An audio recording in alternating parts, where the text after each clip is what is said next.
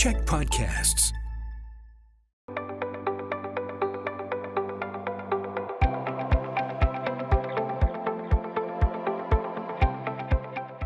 Hi, I'm Bruce Williams. I'm the CEO of the Greater Victoria Chamber of Commerce, and this is Chamber Chats coming to you from the podcasting studio at Check Television. I would like to begin, as always, by acknowledging that I live and work in the unceded ancestral territory of the Lekwungen Nations. They are the Songhees and the Esquimalt. It is a privilege and an honor to live and work alongside them every single day. Chamber Chats is made possible by the support of Island Savings, a division of First West Credit Union. So a plan for the future was announced by the BC government not long ago, which suddenly became a huge disruption in the operation of the provincial government. I'm speaking, of course, about the announcement that was made about changes and upgrades to the Royal BC Museum. Well, the backlash to that was quite profound. And in fact, as you know, the Premier, John Horgan, stepped up and took the blame for what he felt was something that was perhaps not properly communicated. We as a chamber said that no, maybe it wasn't properly communicated, but we also feel that there's a lot of things that a lot of us don't know leading up to this process. So joining me today to talk about that is the CEO of the Royal BC Museum, Alicia Dubois. Hi, Alicia. Thanks for being here. Thanks for having me. And welcome to Victoria as you sit there amid the packing crates and boxes that are establishing you in your new home in Saanich. So welcome to you. Thank you very much. Yes, I've moved the boxes away for everybody's benefit. Great. So all the plans for RBCM were in place when you assumed the role, right? So initially, what were your plans and the plans of the government to move this project forward? Well, I know that the plans were quite clear with respect to the intent on redevelopment. The actual Treasury Board decision had not been given, so we didn't have approval at that point. So we recognized that there may have been a different approach. But I think the thing that inspired me the most about the overall plan was that there was a real desire from the board and also I think within the institution to create a space that was very welcoming to all British Columbians and all visitors. And it is a place with open doors and makes room for everybody where British Columbians can continue to be inspired and be introspective, think critically about nature, our histories, the era and location that we live in, and what our role is in that context as individuals and community members. And so, that ultimate plan of what is within the walls was something that really attracted me because I think from a philosophical standpoint, it resonates deeply with me. So there was always, I knew that there was conversation about potential redevelopment in addition to the CRB, the Collections and Research Building, but also recognizing that it wasn't a foregone conclusion at that point. Just for clarity too, so people know, the Treasury Board is the bag of money where the money Yeah. comes from for things to do things for the province. And the Yeah. CRB is the facility in Colwood, is that correct? Correct. Which is already underway. That construction has begun. So the announcement surprised some people, needless to say. First of all, did it surprise you? Not really. I think being quite new to the region and of course to the museum and also getting to know British Columbia and the citizens all at the same time, it was I guess it was not really a surprise to me, and yet I was still learning sort of the temperament of the atmosphere, so to speak. And so what I've come to realize, and I think all of us recognize this, especially those of us who are particularly invested in economic prosperity and the rest, is that we're living in very extraordinary and particularly challenging times, especially when it comes to the economy. And with that, then comes, I think, a very different atmosphere. And I have to say that I was pleased to see that the Premier responded to British Columbians. I was pleased to see that he had the courage to do so. I've had the chance to live in a number of different jurisdictions, and I have to say that that type of leadership, I think, should be commended. So, often there tends to be this sort of bulldozing approach to things, and yet, I'm impressed by that, and obviously it has some impact on the team, of course, and myself. But nonetheless, at the end of the day, the museum itself, as the Premier said, is apolitical. We are not we're not supposed to be tied to any one party. And so, what I really want to do, both through this conversation and through all the conversations to come, is to really highlight the fact that we're here as an agency of the government, but we're here to serve British Columbians. And so as I was listening to all of the different voices, I realized, like there's an opportunity here for us to start to build very deep and meaningful relationships. And so I see it as somewhat of an unfortunate turn of events in some respects, but also a real opportunity to build something meaningful with the citizens of British Columbia at the same time. Yeah, we as a Chamber of Commerce will advocate government all day long for suggestions that we would make on behalf of business as to what they should do, but we would never come back after the fact and say they did something wrong. So giving credit where credit is due, yes, we gave the Premier great credit for his approach to it and taking the blame for what had happened. But to loop back on this about what may have surprised you, for example, the Victoria Times Colonist published a bunch of letters to them that were against the plan. And interestingly, they said they had no letters in favor of the plan as it had been announced. How surprising was that for you? Yeah, that was surprising. I mean, I think in time, some opinions became more evident. I know that there was a recent article with respect to support for the museum in general. I I sort of took from all of that that it wasn't necessarily a slight to the museum specifically, but rather the announcement, the dollars, and again going back to those very extraordinary times that we find ourselves in, coming from you know COVID and going through economic recovery, and what does that mean for everybody, and understanding there's a lot of competing priorities for government and business. So I I try very hard to not take those things too personally, although I have received some messages myself.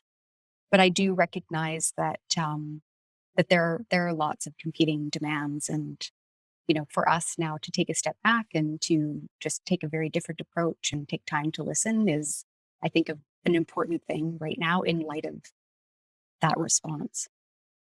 Yeah, it is unfortunate that some people make things like this personal, and I'm sorry for any outreach you may have had from people who attack you personally because it's not respectful to do that. But so as we go forward, the plans that will be outlined will again be done for the purpose of benefit, right? Yes, and ultimately, the plans. Like, if we talk about what redevelopment means, I guess there's two ways that we could look at plans. There's plans for the engagement, which I think is really important. And again, I can't stress enough, that's an opportunity.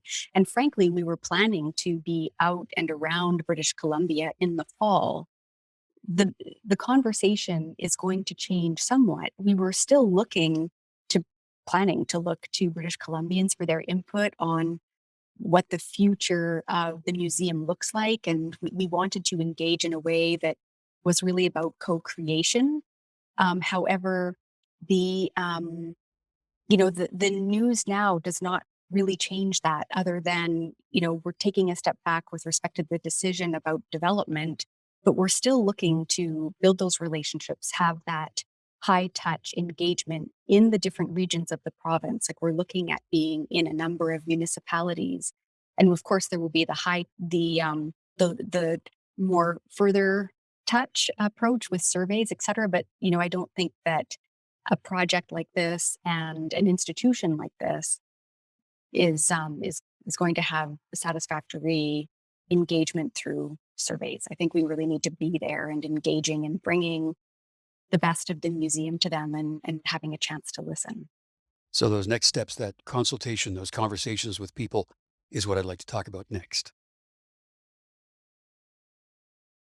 Alicia Dubois is our guest today on Chamber Chats, and she is the CEO of the RBCM, the Royal BC Museum, probably the most famous four letters in BC over the last few months as people talk about RBCM. So, Alicia, further consultation now and outreach.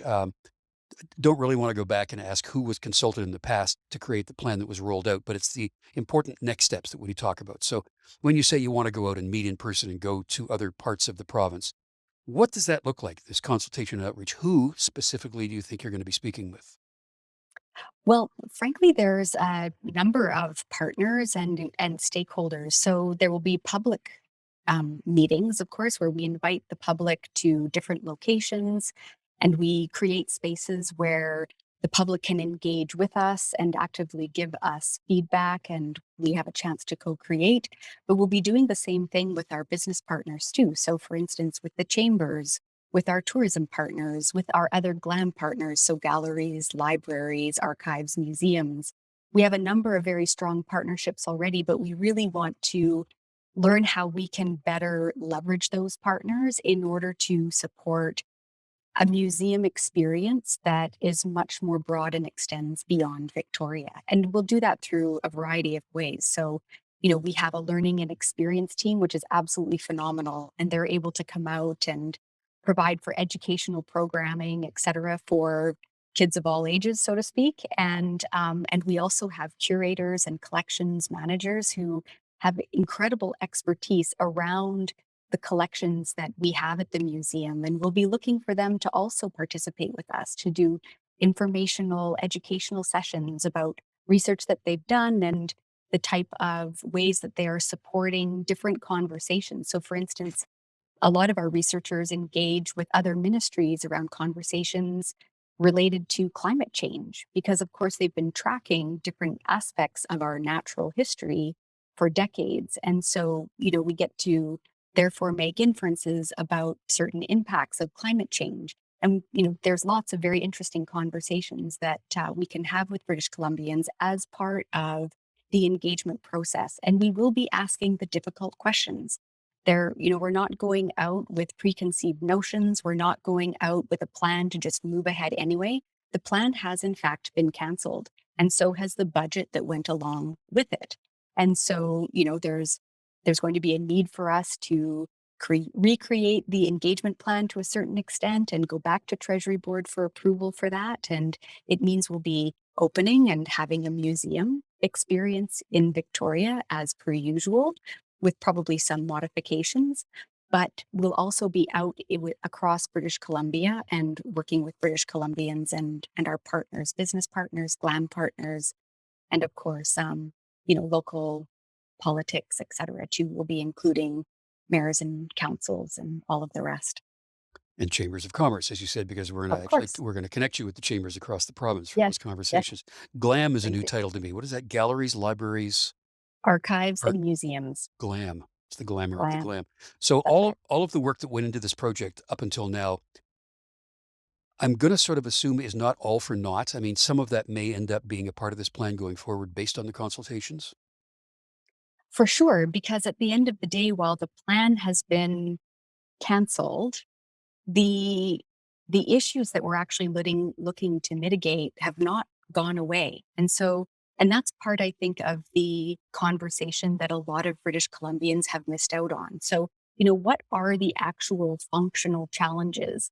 And we've got this team of very passionate people in the museum who are proud of what they do. They want to make British Columbians proud of their museum. And so there's been this tendency to be quite quiet about the functional challenges that we face within the walls of the museum. But of course, now they're very public, and we've had a chance to sort of break open that Pandora's box. And it's important that we don't forget that there are actual significant challenges. So, as if for instance, even just this last weekend, we had an electrical lighting outage. So we had people in the gallery on the second floor looking at exhibits with their mobile phone light. Mm. And at the same time, the ice form behind Woolly melted. And so, and then you could see the exposed infrastructure when you were up in the exhibit. And we have a lot of asbestos, and it's not that's not a hit to those who built the museum. It was what everybody used at the time, but it really is everywhere. It lines our exhibition spaces. It's in the ceiling. It lines our pipes. And it actually makes for really interesting challenges when it comes to just basic maintenance. So, for instance, changing light bulbs. In non-public spaces, there's light bulbs that sit behind the exhibits and illuminate the exhibits for us. So these are not spaces that are open to the public and high risk, but the light bulbs go out. And because there is asbestos up in there, we actually need to put our team, our facilities team, in suits with respirators in order to go up in to change a light bulb. And so, because of the risk, we don't do it when a light bulb goes out. We wait for 8 or so to go out before we send the team in there because we want to reduce the exposure. And then there's a number of other things. We have issues with heating and we need to address those in order to stay open over this winter and have visitors inside. And when the weather gets ugly, we have sewer backups and it means that we need to shut the doors for a day to clean up. So, there's a lot of there's many challenges that really impact the functionality and then we can talk about the floor loading and the fact that our floor loading is very limited now and it means we actually can't attract exhibits that other museums can attract. So there's some really significant, I think, context that is important for British Columbians to get a feel for because I don't think that that has necessarily been made very clear. Yeah, which is why we appreciate your time to sort of talk to us about this, the logistics and the Yeah. structural things that you have to deal with. There had been some reference as well to the accessibility, to the barrier-free element to the building right now. That could be, should be, will be a whole lot better, right? Well, that is certainly the aim is to make a space that is more accessible to the public. So are we so in sort of the new right now we have an elevator that can get people up to the second and to the third floor.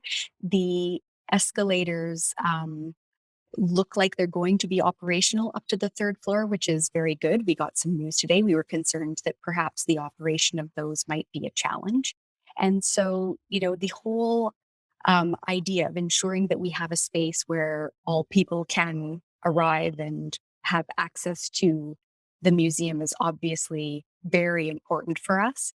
And there are going to be some components of that will require redevelopment in order to get there. And was the seismic element a big factor in this? Because that had been mentioned in some conversations too, that seismic upgraded needs to Yes. happen rather. Yes, for sure. And I mean, the seismic matters are very similar to other th- the same issues that other buildings of the same vintage have in the downtown of Victoria and of course the surrounding area. And I know that, there's often a question, well, how serious is that? And ultimately the challenge for us is that every year the seismic ratings change and they tend to get tougher. And that means that we consistently fall further and further below what is deemed to be acceptable. And so that's a challenge. But at the end of the day, the real issue is we don't really know what the risk is going to be until, that very unfortunate shaker happens. And what's important to remember is that this is not just a building that is a tourist attraction. We're the cultural heart of the province, and we're really we are taking care of it's our mandate to take care of tens of millions of dollars worth of assets that belong to British Columbians.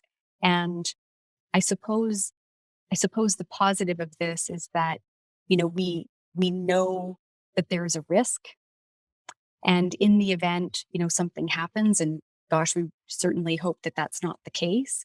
Um, we look forward to the point where at least we have the CRB and we can have the collections out and over to another building, but it still doesn't speak to that risk for humans and visitors and employees and all of the rest. So that's certainly top of mind, and I I, I have no doubt that it's probably top of mind to visitors also.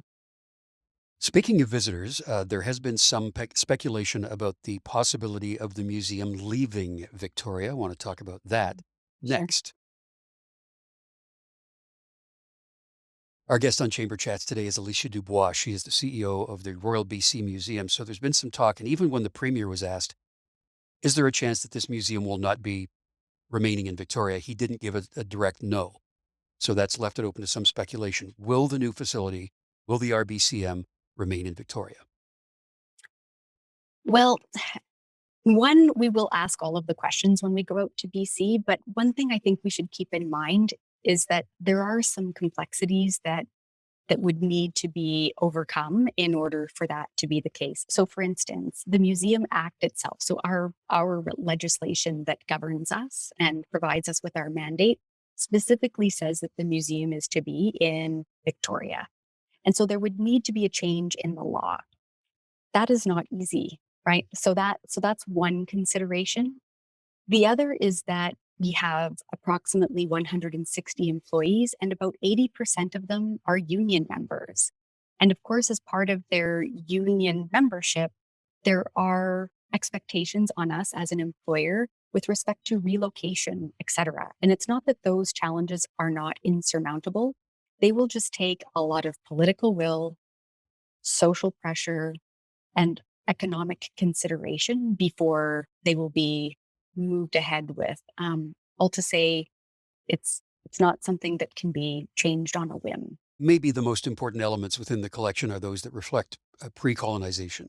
Uh, the first peoples who lived here before all of us got here through colonization. There's Mhm, been some talk about that being returned to from the places where from which it came, mhm. and some will stay within the collection. What's that going to look like going forward? Do you think? So, for in that case, other than the fact that the team is growing and that is very exciting, that is going to continue as usual. So even under the original plan where redevelopment was going to be active, repatriation was still going to continue on. So repatriation is the act of returning belongings or ancestors back to communities. And so that was not going to be interrupted. And there was some engagement with Indigenous communities around where that activity should take place with respect to the museum facilities. And it was very clearly articulated to us that the desire was for the ICAR team, so that's Indigenous Collections and Repatriation, to stay at the downtown site. So we're certainly going to honor that. So even though the collections and the research teams are going to be heading out to Colwood, the ICAR team, the Indigenous component and repatriation component of the team will remain downtown, period. It may have to go out temporarily for some upgrades or abatement or what have you as time rolls on, but the home base for it will remain downtown.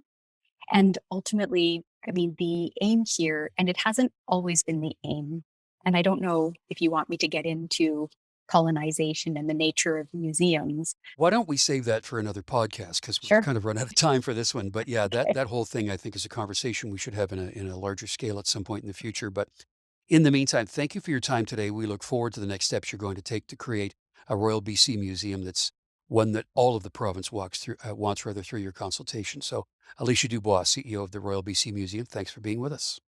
Thanks for having me, Bruce. Thank you. I'm Bruce Williams. We'll see you again for another Chamber Chat.